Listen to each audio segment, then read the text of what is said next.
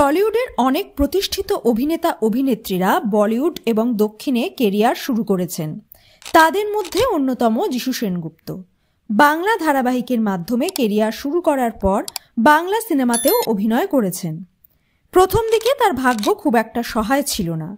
দেখতে সুদর্শন হলেও অভিনয় জগতে পাকাপোক্ত জায়গা তৈরি করতে পারেননি। বেশিরভাগ সময় নায়কের ভাই কিংবা নায়কের বন্ধুর চরিত্রেই দেখা গেছে।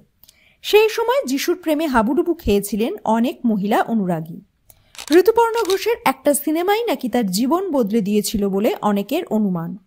জি বাংলা সারেগামা পাতে অনেকগুলো সিজনে অ্যাঙ্কারিংও করেছেন। অ্যাঙ্কারিং জগতেও তার জনপ্রিয়তা ছিল তুঙ্গে। তবে তিনি এখন কাজ করছেন বলিউড এবং দক্ষিণী ছবিতে। বর্তমানে তার ব্যক্তিগত জীবন নিয়েও তিনি আলোচনার কেন্দ্রে। বিবাহ বিচ্ছেদের খবর শোনা যাচ্ছে। যিশু নীলাঞ্জনা এই বিষয়ে মুখ না খুললেও দীর্ঘদিনের সম্পর্ক যে দাড়ি টানতে চলেছেন তা বিভিন্ন ইঙ্গিত থেকেই বোঝা যাচ্ছে। তবে বাংলার দর্শকদের একাংশের ধারণা, কেরিয়ারের শুরুতে প্রসেনজিৎ চট্টোপাধ্যায় নাকি তাকে থিতু হতে দেয়নি।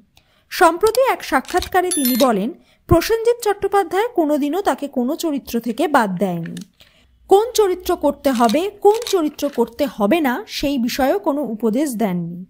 যদি সত্যি তা হতো তাহলে যিশুর কথা অনুযায়ী প্রসেনজিৎ চ্যাটার্জি সেই জায়গায় পৌঁছেছেন, তাই এই কাজ করতে পেরেছেন। তিনি পারেননি কারণ তিনি সেই জায়গায় পৌঁছতে পারেননি। বুম্বাদা তার কোনো চরিত্র এডিট করে কখনো ছোটও করেননি। এই সবই মানুষের ভ্রান্ত ধারণা। তিনি চিরকালই বুম্বাদাকে ভালোবাসেন, আর এই শ্রদ্ধা চিরকালই থাকবে।